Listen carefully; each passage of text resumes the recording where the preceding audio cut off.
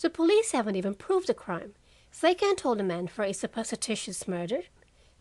Perhaps they can't, but they're doing it, I retorted. If the woman's alive, she won't let him hang. I'm not so sure of that, he said heavily, and got up. He looked in the little mirror over the sideboard and brushed back his hair. I look bad enough, he said, but I feel worse.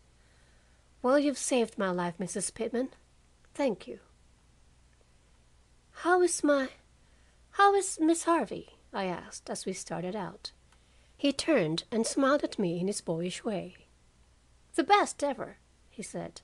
I haven't seen her for days, and it seems like centuries.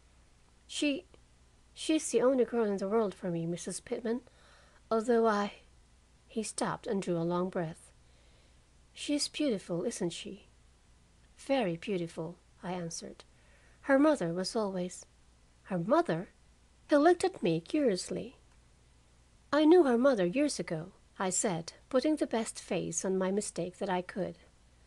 Then I'll remember you to her, if she ever allows me to see her again.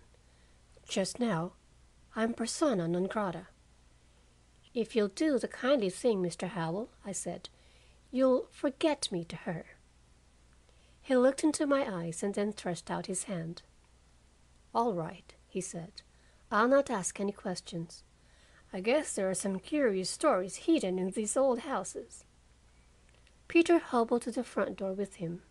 He had not gone so far as the parlor once while Mr. Ladley was in the house. They had had a sale of spring flowers at the store that day, and Mr. Reynolds had brought me a pot of white tulips. That night I hung my mother's picture over the mantel in the dining room and put the tulips beneath it. It gave me a feeling of comfort. I had never seen my mother's grave or put flowers on it. End of chapter 9.